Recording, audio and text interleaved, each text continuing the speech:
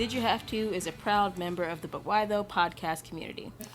Hey everybody, welcome back to Did You Have To, the podcast where we watch the live action adaptations of your favorite animations. As always, I'm Kate. And I'm Nisha. And today we're actually changing things up. I guess not changing. Our last episode was a review, so we're sticking with the review thing because Cannon Busters came out on Netflix. Yep, and it has been everything I have hoped for. It's so good. And it's so good, and it is so damn refreshing of seeing, like, people of color animated and not in a stereotypical way. Yeah. Of, like, a majority cast of people of color animated, and they not look, their looks are not used for the butter jokes. Yeah. But before, I'm sorry, go ahead. No. Oh, okay. We'll keep talking. Okay. We'll do, yeah, I mean, I just have a lot to say. I'm really excited. I am too. We just, like, dove right into it, but we forgot about crunch time for a second. Yeah. Honestly, I think we can just go right into it because my crunchy time has been Cannon Busters. I haven't had a lot of time to watch anything. Then let's just do that. I'll save mine for next time. Yeah, we can do that. Let's do it. Okay. So yeah, let's just talk about Cannon Busters because it's so good, y'all. I hope y'all have watched it. If not, just heads up, this is for spoilers.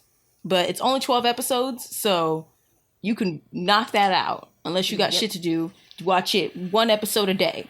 You could still knock that out in 12 days. Just saying. It's priorities.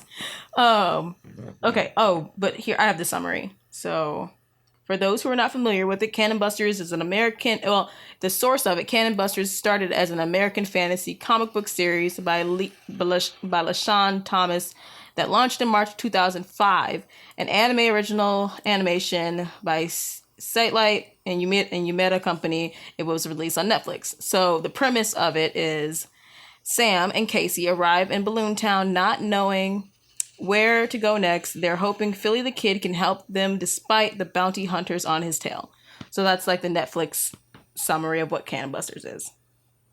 And I mean, I feel like they kind of like didn't give like more, but I guess I just went to the source material for that one. Yeah. No, I mean, we can go into a little bit of the characters. I mean, because I personally want to talk about Philly the Kid. I love Philly the Kid so much. I knew you would. I was like describing Cannon Busters to people, and I'm like, it is like Lupin and Champloo and Bebop and like Gundam for some good measure. And Outlaw Star. And Outlaw Star all came up together and gave us this amazing science fiction cyberpunk just world. Yes. It's just design. Sorry, talk about we gotta break this down. Characters. Let's stick to characters. Yes, first. yes. Philly the Kid. So this is from cannonbusters.com. Philly the Kid, wanted for countless crimes throughout the land. Philly has been on the run for decades, but he has bigger problems. He can't seem to die, and the countless hunters after his bounty want to make history. He happens upon Sam and Casey, who help him escape trouble before they reveal they'd been searching for him. Reluctant to help them at first, Philly agrees when he learns the two droids may be linked to his past. That's Philly the Kid. Yep. And it's good. Like, Philly is the child of every surly / goofy woman-crazed anime protagonist or anti-hero? Yeah. Anti-hero. So, like, Lupin with Spike with... Oh, you said it earlier. I think the dude from Outlaw Star, but I can't remember his name. Oh, no, also Mugen. Oh, yes, Yes, Mugen. He's Mugen. He's more Mugen than the other two, but he has qualities of the other two. Yes, absolutely. Which, granted, Mugen and Spike were created by the same person. But the point is, it's still like, first off, LeSean Thomas, if you're listening to this, and I hope that you do just a freaking phenomenal job on like building these characters and designing them. Mm-hmm. But it's like also like you can tell he was one of those kids that watched Toonami. And he stayed up late and watched the not appropriate anime for kids also. And that's how we got Philly the Kid.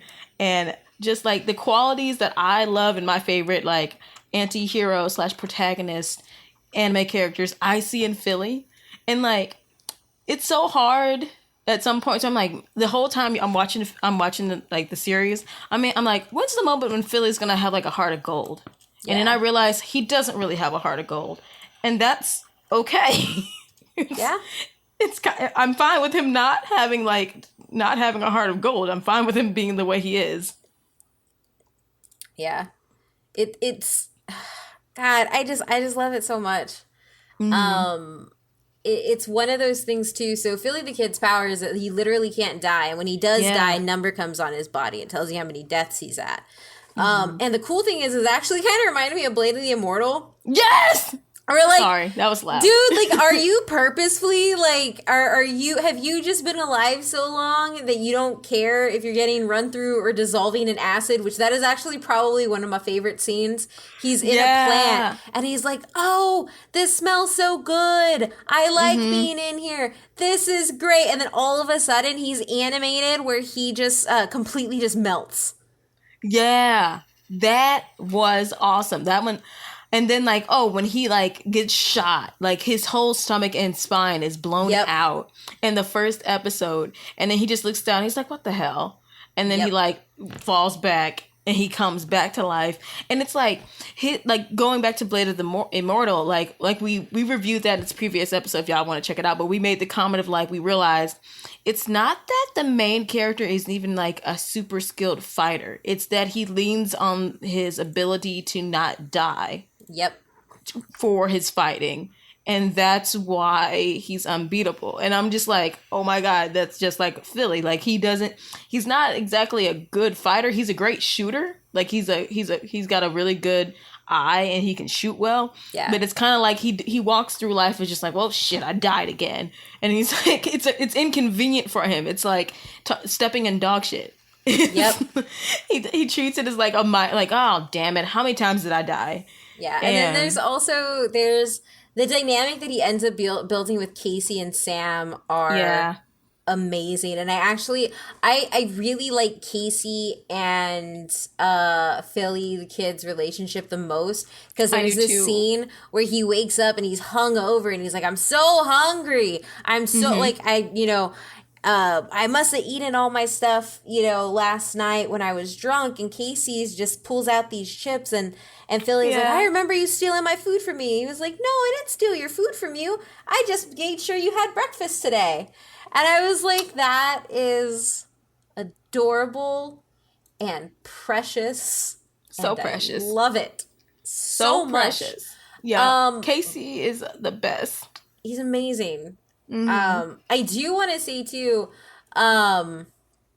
if you don't know LeSean Thomas's work, LeSean Thomas has also worked on Black Dynamite, Legend of Korra, The Boondocks, and Children of Ether, which is a Crunchyroll title, before coming up with Cannon Busters. Like, his story behind doing it is actually really cool. Like, he straight up flew to Japan and Korea just to make this. And, like, dedication.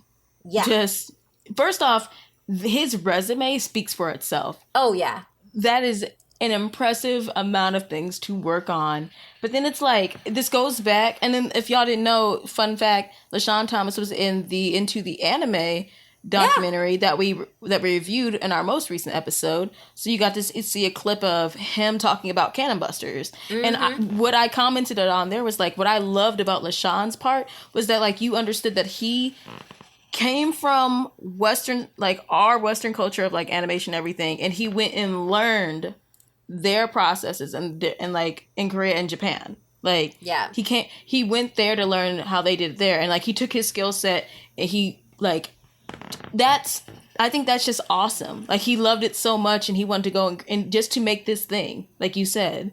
Like, I think that's awesome. And then, like, getting to hear him talk about his vision for Cannon Busters was one of my favorite things in that documentary.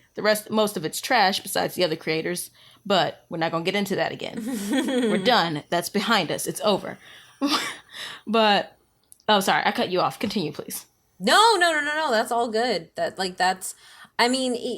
LeSean, he also has Yasuke, which is, it was announced last year, I believe. It is a anime based on a historical African samurai. Ooh. Um, Wait, this sounds familiar. yeah, they talked. It got. It's gonna be Stanfield's gonna be the main guy. That is right. Okay. Mm-hmm. Yep. And I'm really excited because at the time he had talked about a lot of influences from Champloo and you know all this stuff, and I think that there has just been. I think Cannon Busters.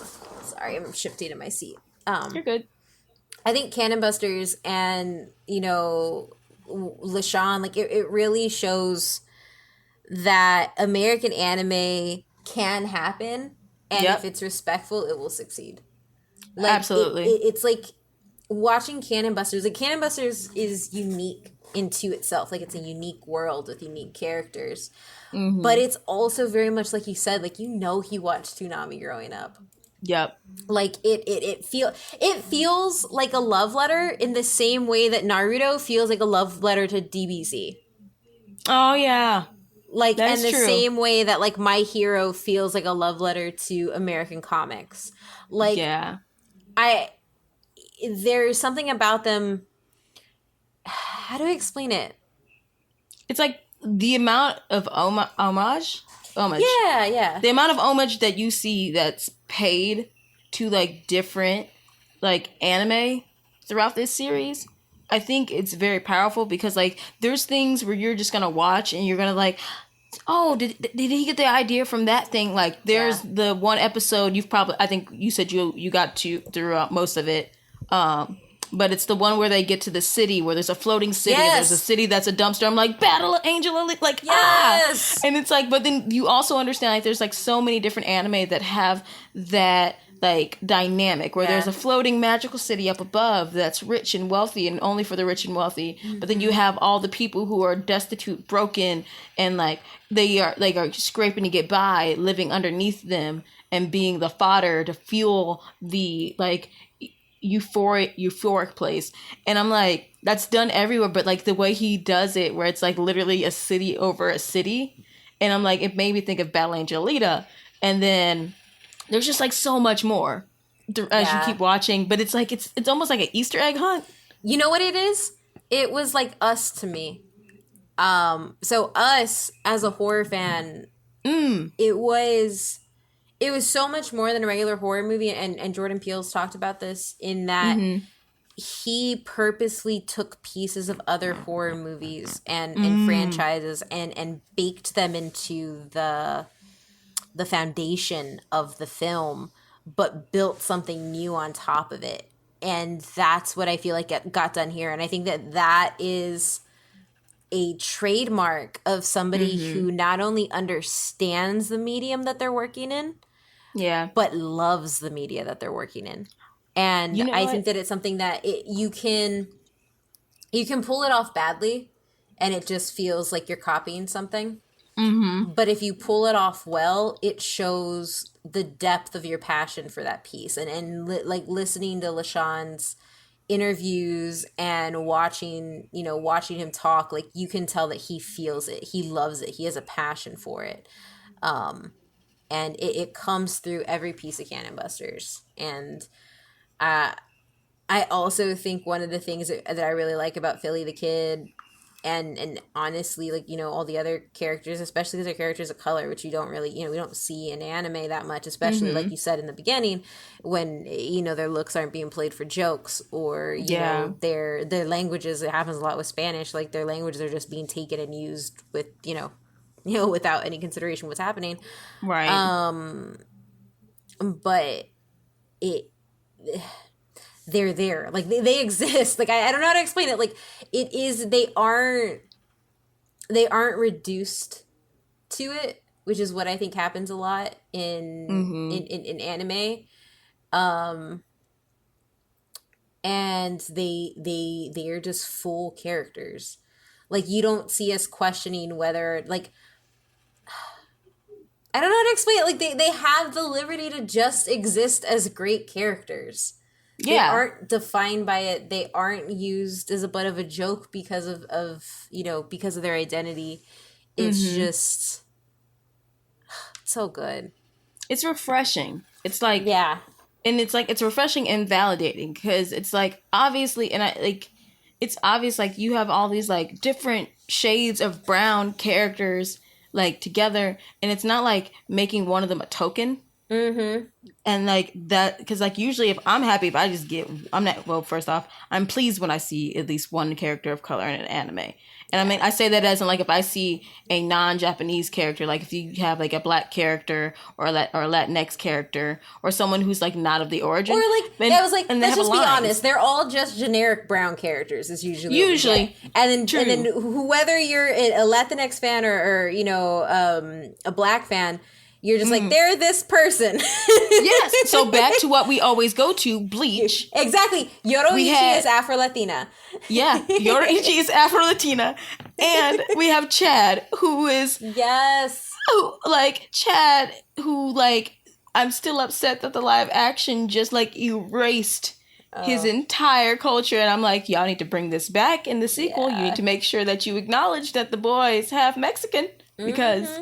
we not, like, this is not okay. Like, it's even in his last name, but I'm pretty sure they even changed his last name. Yeah.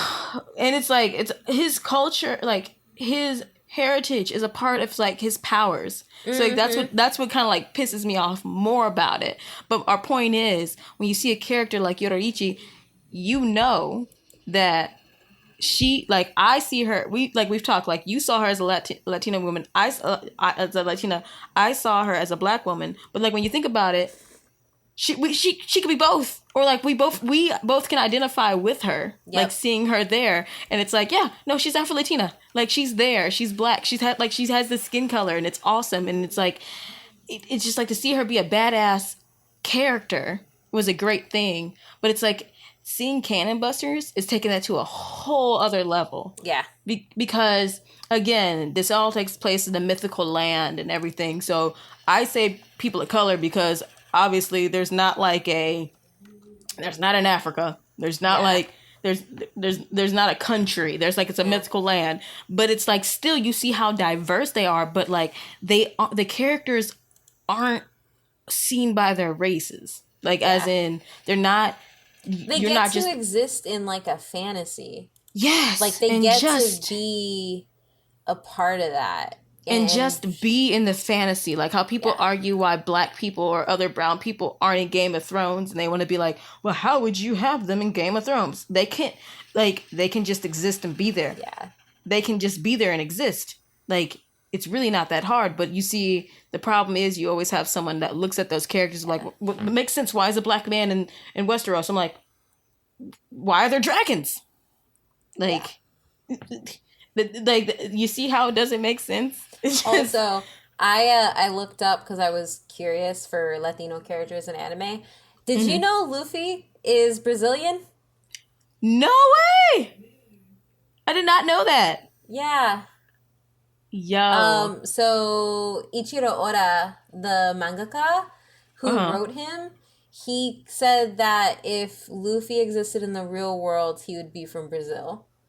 And so that's dope. What people have used to that's how Oda wrote them. And like, for example, like Chopper would be Canadian. Like Oda apparently had different nationalities in mind when he made them. He's really, really light, but yeah.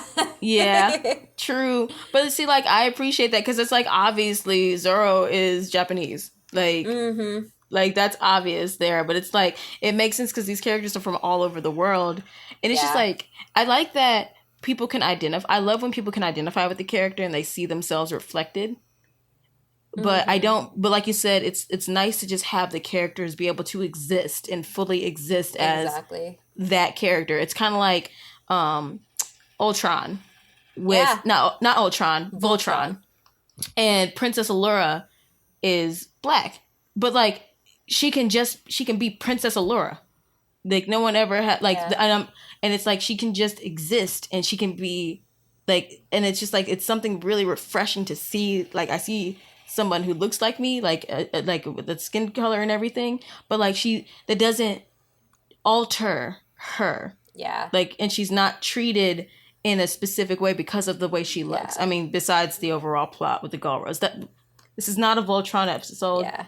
I mean, back shit. to the point. I mean, like, there were a whole bunch of soccer dudes that I used to hang out with, all Latino, like, varying shades of brown, right? Like light, super light, you know, really, really wet, like, and then, like, brown. But, like, they used to identify with Mugen, because Mugen's, like, tan in the anime. Like, he's not pale. Right, and Mugen is like, that's another thing. A lot of people, I think some people have the theory that Mugen is from the Philippines before it became the Philippines. And like I know, like, the creator actually called it, like, it's an actual place of where Mugen's from, and he created Mugen on purpose that way. Yeah. And I think, like, see, that's like, it all goes back to that. It's that representation of, like, hey, there were different characters and people from different areas around this time, so they can exist in this place and it be normal and it not be out of place. Mm-hmm. but man. Yeah, all that is to say, this was amazing. It's really great. It's something I'm looking forward to with Carol and Tuesday. Yeah, that is, and Seis Manos. Right? Yeah, Carol and Tuesday. Yeah. And then there's Seis Manos that's coming out. Oh, Seis Manos, dude! I am so excited for Seis Manos. Yep. Like, yep. I'm so excited. I'm excited for you, friend. I'm excited. I'm excited to watch, and I'm just excited. I'm so excited for you. I'm so excited. Yeah. But I just wanted to, because you made a comment about, like, the different we had talked about, like, the different shades of the characters and everything. Yeah. I think it was also very cool how they included characters with vitiligo. Yeah, I thought that was really cool. Mm-hmm. And it's just like, because when I noticed it, I was like, oh snap! Like, then there wasn't just like one character; they did it with a few characters, and I was just like, that's awesome. Because some kid with vitiligo, and it's like, I've had a friend who grew up with vitiligo, and it's like, it's kind of difficult when you're a child growing up with that. From what she's telling me, I'm not speaking for her, I'm just like speaking from like the frustration she dealt with that, because kids don't understand what that shit is until like maybe 10 years later. But it's kind of hard without having seen someone that looks like you somewhere. So, and like, granted, times have changed, and like, there's models who have vitiligo, and then like they see that, but it's like, I showed her a screenshot of it, and she's like, that is so cool. Like, to see a character who looks like her, I'm like, man, it's just like, that means something. And it just like, I think about like, who knows, like, what made him decide to like to create a character like that for the series. But it's the tiny touches that really that impressed me a lot. Yeah. Let's get into some other characters. Oh, sorry. So I'll do a Casey, because I have that pulled up too. Cool. Casey Turnbuckle. Once a top-of-the-line maintenance service droid, Casey is now outdated as newer service droid models became all the rave. She lives alone deep in the Hollow forest, collecting junk when she discovers an unconscious Sam amidst a pile of scrap metal.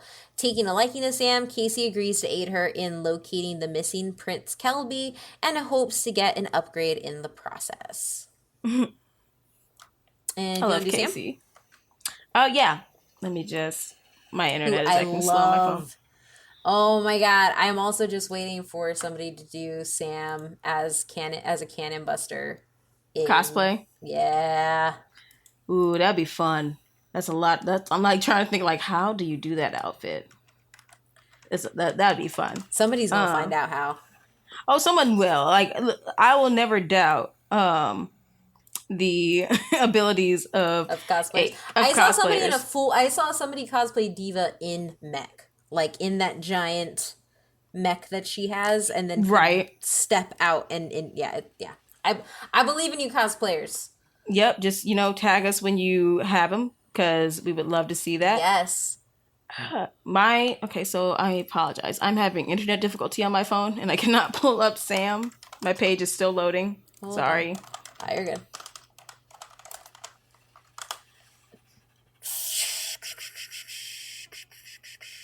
Why did I have hers?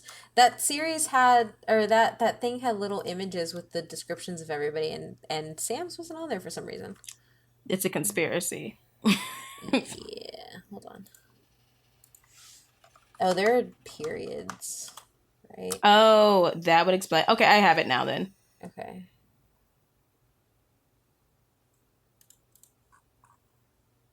You want me to do it? Sorry. Yeah. My Sorry. Sam, that's S period A period M period special associate model, is one of the main characters of Cannon Busters. She's a high-end robot who was separated from her best friend, Prince Kelby, with whom she seeks to reunite with. Her full name is Sam Berry. So her personality is as a robot programmed for friendship. Sam is very outgoing and loyal to those she registers as friends. When she's separated from Prince Kelby during an attack on Boudica, she then goes on a quest when she meets Casey, and then they go off to look for Philly the Kid in hopes of finding Prince Kelby. So also, as like we said, this is a spoiler. Sam is secretly this badass weapon droid. Known as a cannon buster. Yep. Oh yeah, that's like the most important part, like the namesake of the show. Which that had I not seen it in the trailer, like that reveal would have been really, really dope. Yeah. But it's like as you go on throughout the series, you get to see even how dope she becomes, like as a cannon buster, like what those powers really mean. And it's freaking awesome. It's so good. Like, oh, it's so good. And like Sam is a cinnamon roll. Like I know I call like a lot of my anime characters cinnamon rolls. She's like, perfect. She is perfect and deserves the world. And Prince Kelby don't deserve her as a friend. Philly doesn't deserve her as a friend. The only person who deserves Sam as a friend is Casey. Just saying. But yeah. Those people just need her. So it's not that they deserve her. But Philly and Kelby need her. They do. They very much need her. They need her. Not just for protection, but just like also because she has this infectiousness about her. And I just like, everyone makes the comment, like once they find out she's a droid, that she seems so lifelike and she seems like so like aware. And it's like, it's like, I'm almost wondering, like when you get to, I think it's like the second to last episode, she starts to question her emotions and her feelings. Yeah. And it's like, oh no, don't do this to me. Because like, it's kind of like, I can't remember the movie with the little boy. It's like Haley Joel Osment, and he's a robot. Oh, AI? AI. When he like has feelings, like actual real feelings that aren't programmed in him to have feelings. And it's like whenever there's like a thing like that in a movie or a show that kind of gets me, I'm like, dag nabbit. And then like when they make Sam cry, I cry. I need her to be okay. Her so much. She's just so nice, and she wants to be, and she's friends with everyone, even though she's like, even though they don't deserve her. They don't. They really don't. And her whole thing is like, are we friends now? She's like, yeah, sure, we're friends. And then it's like, sweetie, I need you to have a little more discernment with who you make friends with. Please put yourselves first, baby. Please. Yes, because I don't know. People could take advantage of Sam very easily if they wanted to without her knowing it. But I think that maybe that's a sign in Philly, like throughout the series. Yeah. Like not saying this isn't him having a heart of gold, but like from where he is in the beginning to like where they get to in the end. Yeah. It's one of those where he doesn't have a heart of gold, but he values her. Yeah. He values her, and not just because, like, at one point he wanted to sell her for parts. Yes. Or, like, or anything. Like, it was even, I think, so if you've gotten to where you are at, it's like when Sam, and they're in that town, and, like, they're getting the parts, and Sam meets this big, huge, hulking dude. And he's just, like, hitting on her because he thinks she's a real girl. And so he's like, you're my woman now. And like, okay, well, I'm your friend. And then she's like, oh, do you want to bring all your friends? And dude's face is like, you want to take all of us? I'm like, what? No, Sam, no. I was like cringing. No, Sam, go, run away. My poor baby. My baby. And then like, spoilers again, like nothing bad happens to Sam. But she ends up like cracking jokes with all them and like this whole gang. But Philly I think he had a moment of thinking she was in danger. I like to think that, and he went looking for her, whereas like he could have totally left her, but he didn't. So I think that was good. And also, I think if Philly wanted to, he could have manipulated Sam to do a lot of things. Oh yeah, no, he definitely could, and he doesn't. Yeah. He's not the perfect person, but I think that there's a love between them. And honestly, it's why I kind of see him a lot like Spike, or even like Mugen with Fu. Like, that's kind of how I see it. Yeah, it's like Mugen and Fu. Now, I almost thought of like Ed, but I think of more Ed with Casey, like Ed and Spike. That's with, what I thought. Yeah, that's how I would put it. But Mugen and Fu is definitely what it is, even though I ship Mugen and Fu. I don't ship no. Philly. It's like them in that, like, he's really dismissive, but secretly, like, cares. Yeah, exactly. Like, he cares, like, deep down. Shipping. Yeah, minus the shipping, because I will always say Mugen and Fu is a thing. No one can tell me otherwise. Mm-hmm. That's my hill to die on. But anyways, yeah, I love Sam. I just love her and Casey's relationship. Like, the episode where Casey was ready to deactivate because she thought she was causing... I think Casey's a she because I think they refer to her as she, but I'm just going to say they because I'm not sure. But it's a robot. But point is, Casey thinks that they cause more harm than good. But it's because Philly had shouted that morning about like how Casey had been fixing up too much stuff and clean, like, and Casey is making your house clean. Casey's just taking care of Bessie, and it's just like Casey's just doing her. Which Bessie is amazing, we must say. Oh yes, Bessie is like a character all in itself, like so cool. Sorry, I just want to wrap up the part, but like. Sam almost sacrifices herself, like puts herself in danger to save Casey, and Casey's like, why would you save me? I'm out, I'm no good, I can't do anything. And like Sam reassures them by saying, you're my friend, that's why I saved you. And I'm just like, tears, just pure tears. Okay, now on to Bessie. Yeah. Car. Yep. To robot. To giant freaking mech. Yep. To giant freaking mech. And how the fact that Philly has to pay every time to turn it into a mech. I think that's hilarious. I'm like, I want to know, where did you get Bessie? That was the episode I was waiting for. Like, where does Bessie come from? Yeah, I wanted more there. I definitely did, because it was one of those things where, like, I think the Cannon Busters world is, like, the lore and the world building is really big. And it kind of makes this giant place for, you know, to come in and watch and for LeSean and his team to play in. But I also think that it leaves these areas open to be explored. Mm-hmm. And I think Betsy's one of them. Oh, absolutely. It's just like, it's like, because so the world of Cannon Busters, they talk about magic, and they talk about technology, and they talk about ancient magic, and they talk about ancient technology.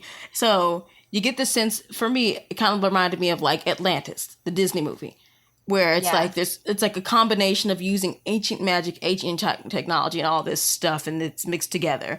So it's like you can have this car that transforms into a giant mech fighting robot, but then you have Sam, who's this tiny little robot girl who can transform into this ancient magic infused cannon buster fighting robot that cannot be rivaled by anything else. Mm-hmm. And it's like there's like the spectrum is so huge in the world of like Cannon Busters, and then like there's the enemy, like, so the antagonist, like I guess they're the antagonist, and they're not like the whole main point of the plot of the first season, but still, it's like, where the hell did you come from, and what are you, and why are you calling the king father? Like the whole time that was happening, I was just like, did the king have an illegitimate child with a monster demon lady? Because I'm so lost. I'm like, is this like Beowulf?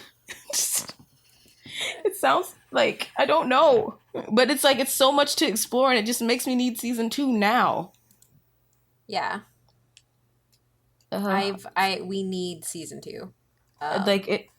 Can we please have it soon? Like, can it be like Voltron and it comes out twice a year? That's what I'm hoping. I am hoping that because it's animation, it's going to be one of those two, like part one, part two per year. I would like that. I That's would what I'm really like hoping. that. Because, I mean, okay, Netflix anime, like Netflix produced anime, has been doing a really good job of pumping stuff out. Granted, Castlevania aside, because I don't know if we still are getting that this year or not. We need it. Well, I need it so bad, especially by Halloween. Please, Netflix. Yes. But the point is, like, Castlevania is one that took maybe 2 years, and we only had 4 episodes from then. And then, like, after that, we then got, like, 8 or 6 episodes. So it's kind of like, but now you got Hero Mask. And like, and all these other Netflix produced anime that will come out, like you said, part 1, part 2. Like Voltron's a good example. It's not an anime, but it's still a Netflix produced. It's pretty much an anime. It's anime adjacent. It's anime. It's anime. I'm gonna call it that. Yeah. But for the sake of, like, you know, the people who argue that Avatar is not anime. Well, no. See, this is the thing. People argue that it's not anime because it's not from Japan, because it's not produced by a Japanese creator. So I have already seen people saying that Cannon Busters is not anime. Right. But it is. Anime is a style. Mm-hmm. It's not like, what is it, Kappa Mikey? Yeah. But that was the joke. Yeah, I would call Avatar and Voltron anime before I would call Agretsuko anime. True. And see, that's the thing. I guess it's more like defining anime by where it's from, I think, is a slippery slope. Like you said, like people will say Avatar is not anime because it was produced here, like in our Western culture, but it's inspired by anime. It has a lot of anime tropes. Mm-hmm. It has a lot of anime themes. It's anime. Like, we can say anime adjacent, but like, same thing with Cannon Busters. Like, that's anime. Yeah. Like, it's a style. Like you said, it's a style way of, like, creating it. It's like, there's like film noir. That's a style you film something in. It's the same concept. Anime is a genre that you can create something in. Yep. But you know, people gonna argue. So R.I.P. our mention. Yeah, R.I.P. our mentions. But anyways, I'm just remembering Totally Spies. That was an anime. That was an anime, and then there's been anime that's produced in France. Code Lyoko. Yes. Oh my god, I loved Code Lyoko. Right, it was so good. Oh, and then Miraculous Ladybug is technically anime, even though it's like that 3D CGI anime. Mm-hmm. But it's just like Code Lyoko. It's like produced in France, but it's anime. See, it's so broad. Isn't anime wonderful? It is. It transcends countries and everywhere. But damn, I forgot what we were talking about because we were talking about anime and our passion for it. I don't remember. Dang it. Okay, so we've talked about the characters. You've talked a little bit about, we were talking about like the lore and stuff. So just quick question. What the hell do you think is going on with that giant cat demon thing? I don't know, Locke. Yeah, Locke. Right? I don't know. But like, I love his design. I do love his design. I'm just like, okay, this is giving me so many like questions.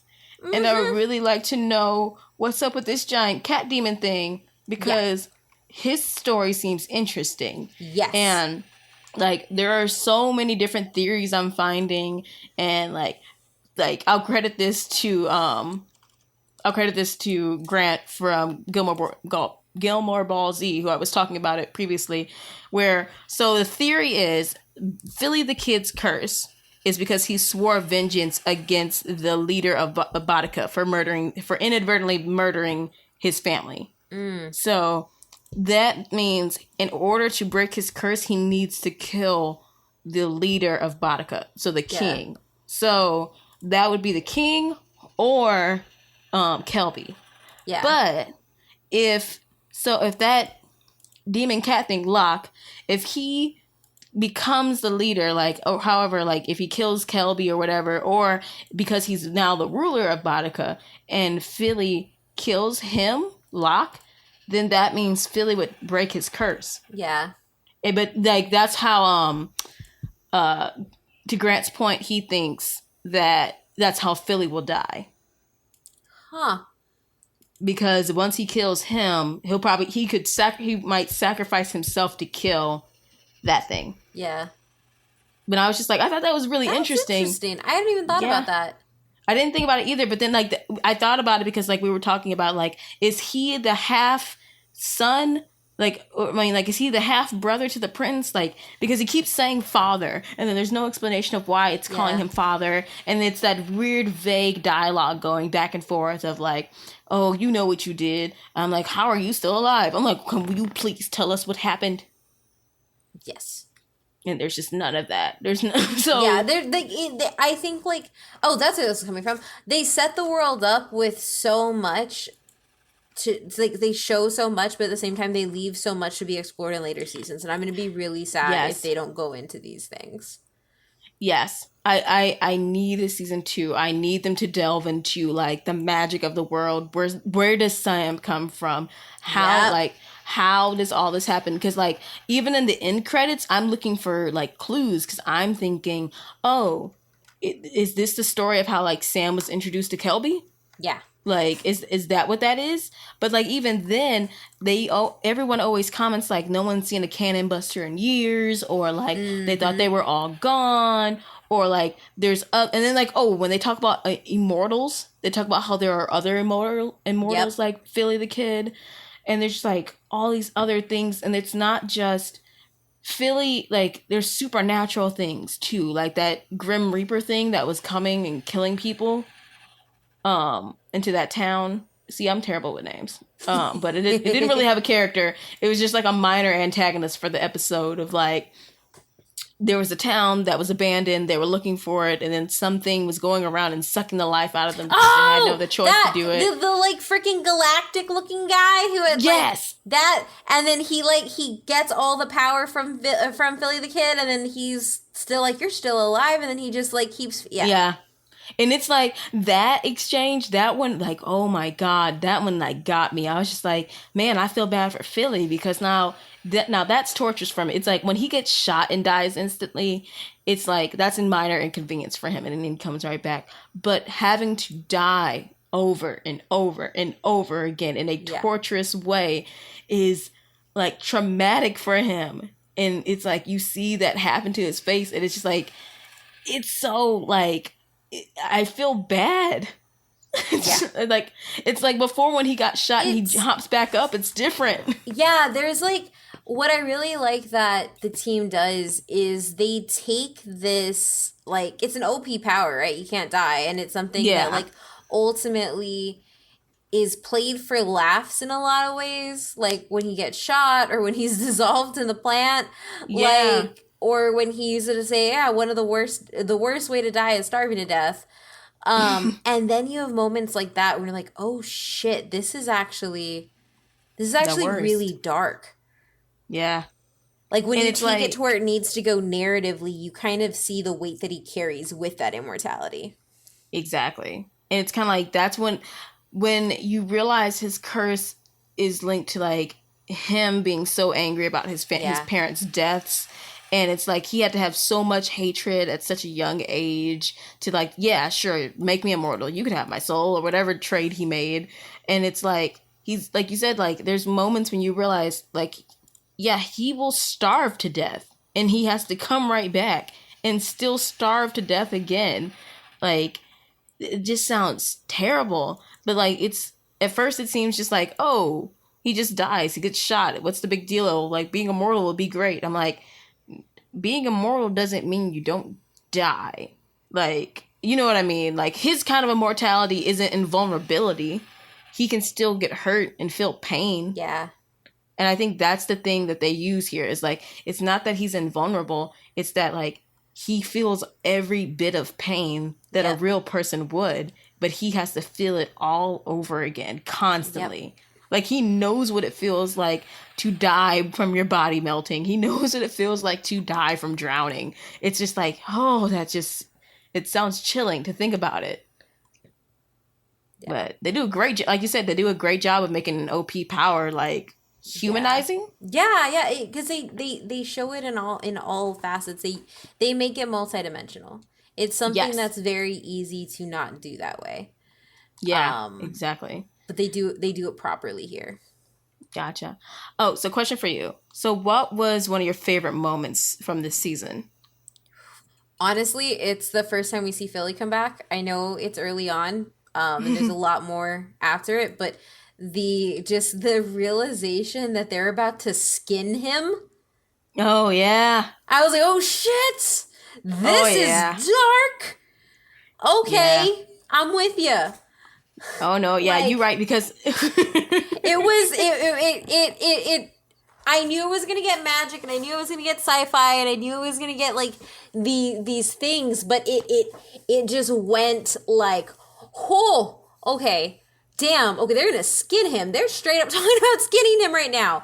Yep, wow. They're gonna eat him. There was cannibalism. Exactly. Well, no, they couldn't eat him because he was too stringy. Oh yeah, that's right. There ain't no meat on them bones, but it was crazy, and it came out of nowhere. And then I think too, like, my favorite parts of the series is also his deaths, because a lot of them are really freaking the poison detailed. Yeah. And like, I feel like they watch some like nice face melty horror movies, and some like they have that downgrade. And as a horror fan, like that those are always gonna get me. They were real good. But I think I the moment when you realize they're cannibals and you realize that Philly's about to get skinned and then he hops off the hooks, for me, that was when I kind of like the series turned into something else. In a good way.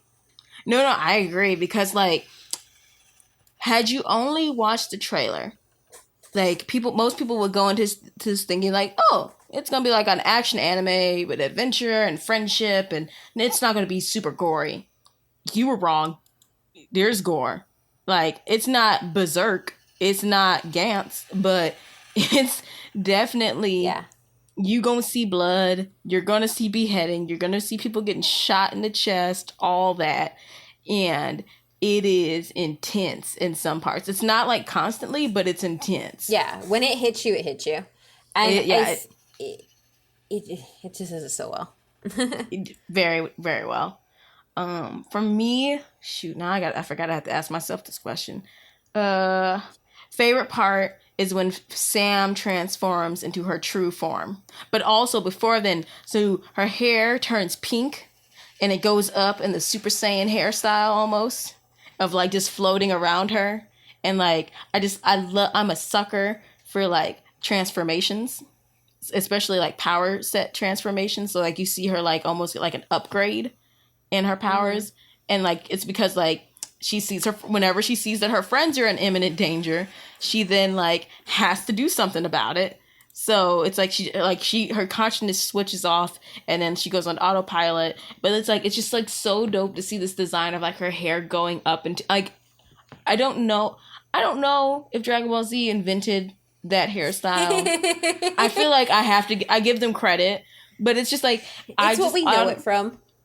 It's what we know it from. So like when your hair goes up into a straight pointy style and floating, and her hair is pink and she's glowing pink, I'm just like, dope, so cool.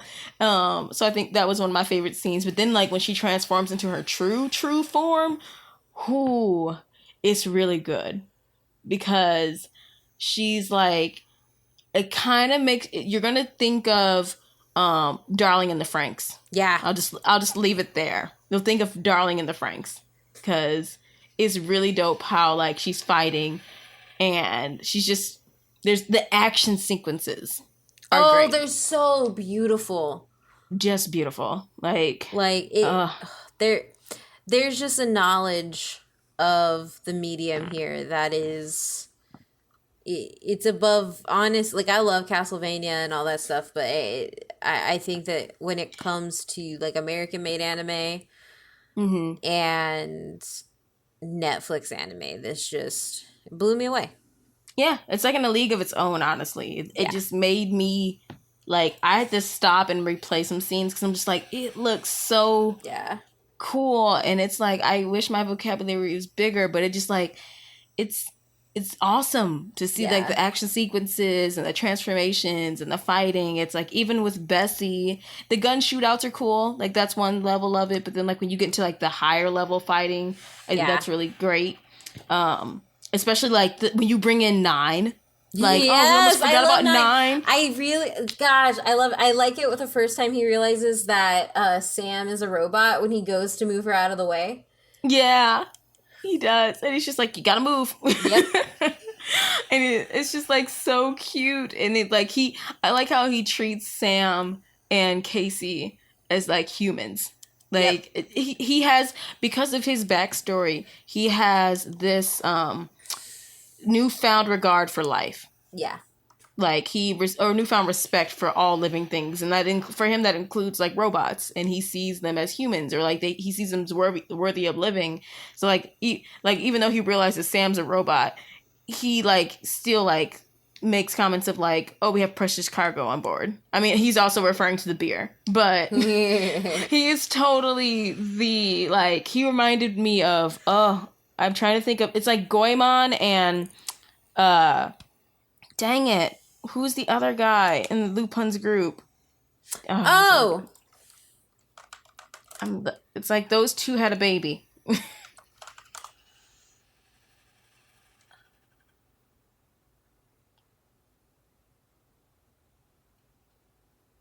Do you mean Zenigata?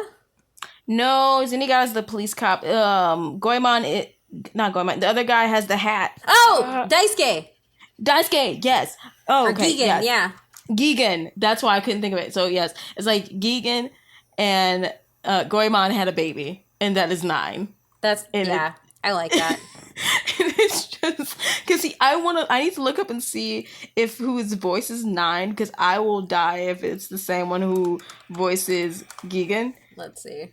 Or Gigan? Gigan. I think I've always said Gigan. Okay, I think it's, yeah. Oh, because I've always said Gigan because of the J. Yeah.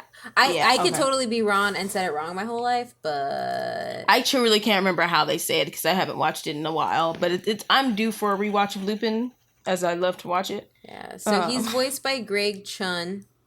Okay. He does work in Hero Mask, Baki.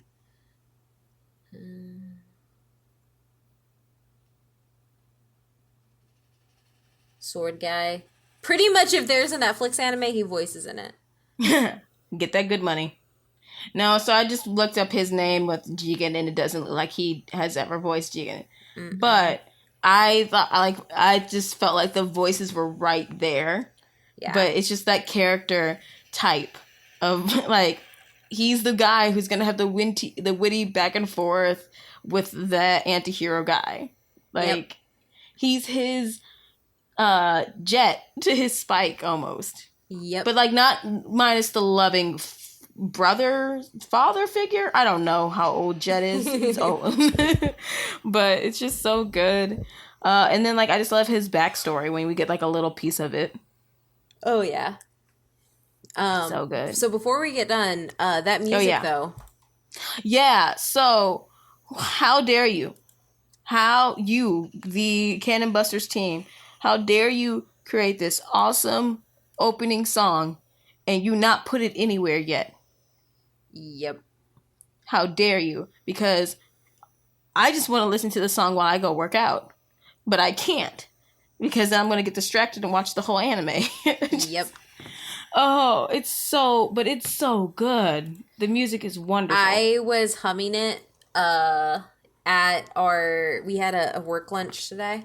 And I was humming it, and the guy in the line next to me, like, turned around, and he was like, I love that anime. And I was like, yeah! Oh, that's the best. And it was so cool, because he was actually wearing a Shenron shirt. Oh. I was wearing my Ein shirt, so it was like, Weeb powers unite. That's like the awesome, that's like when I was at work, and I was walking, and I got in the elevator, and I was humming Sailor Moon. And I hadn't realized it, and the girl behind me is like, is that Sailor Moon? I'm like, yes! It made my day. Oh, it's so awesome. But yeah, I need the song, but it's nowhere yet. I have every time I watch another episode of Cannon Busters, I would always like look on iTunes, look on Spotify, still nothing. And I don't want nobody's cover of it. I want no offense, some of you are very talented, but I want the actual song sung by the actual people. Make it happen, Netflix. Yep, please now. Yes, it's the ending song, the ending credits, and the opening are like I love both of them.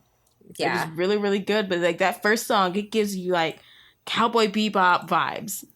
That's what I was going to say. There is the scoring in this music. So if you've watched Cowboy Bebop, you know that the music is an integral part to the story. And each of the characters are tied to pieces within the music. And I think that is something that this nails and is amazing. Oh, yeah.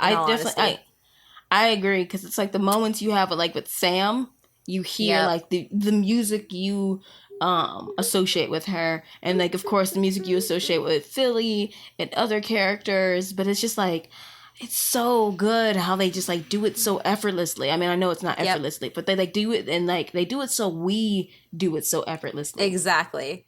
Everything it's not like fits. Super noticeable. Exactly. No, I was just saying, like, it just, everything flows and fits and goes together. And it just makes me so happy. Like, I, honestly, like, I don't know. I just want to meet LeSean because I'm like, yo, we like all the same anime, and I can tell by what you made. Please. I think the only, and I need to get her name. What's the name of the girl with the eye patch? Oh, her. I was just thinking about her. See, she was a part of that. She was a part of the assassins group sent by Locke. Yeah. I'm trying, like, I don't remember her name, but that girl with the eye patch, she's probably, like, the only thing I don't like about the anime. I like her, but I don't like it in that she looks completely lifted from Kakagori. She did. Okay, so I wasn't the only one who felt that way. Yeah. The moment I saw her in the opening, I was like, the eye patch, and lips, the hair, all of it is, it looks like her.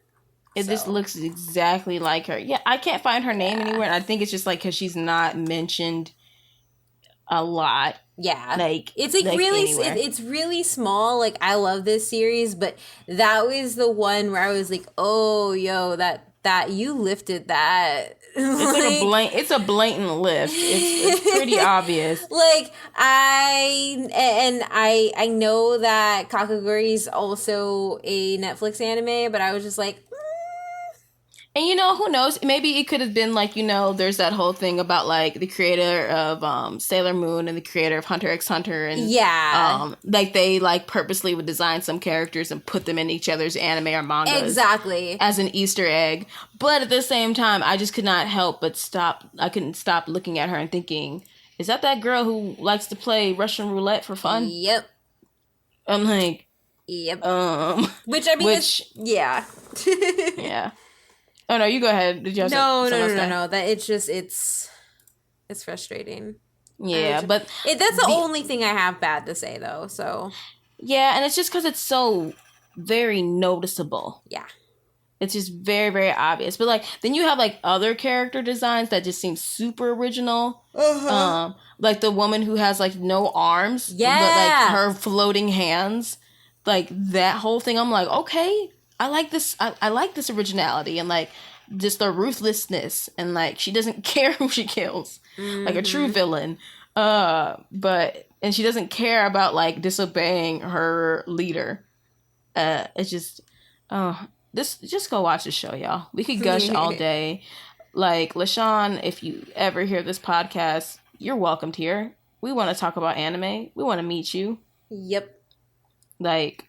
This would be dope. But like overall, I just find this to have been like a very, very enjoyable anime that it's very easy to get into.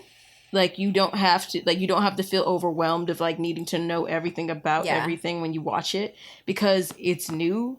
But also everything I said beforehand, it's just so refreshing to watch an anime and see so many different shades of people of color, and they not be the butt of jokes, and they not be reduced to their race. Like that's the like they're like as if their race is their only quality.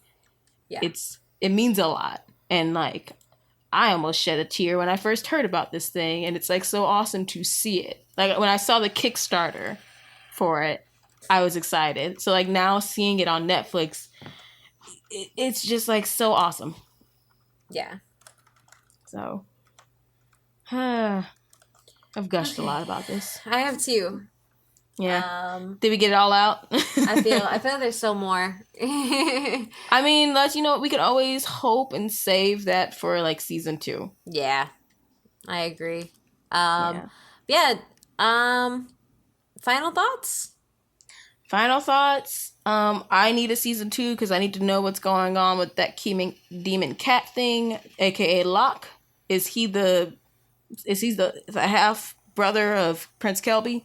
And please give me more lore about this world because it has all the elements that I love in an anime, like fantastical technology, all this stuff. So good. What about you? Yeah, I just need more. The world is so big. I just need more of it. Like I need more answers for what's in there. So bring it. Please. Bring it to me, please. Immediately would be preferred, but we understand animation takes a long time. But can we get it by Christmas? Please.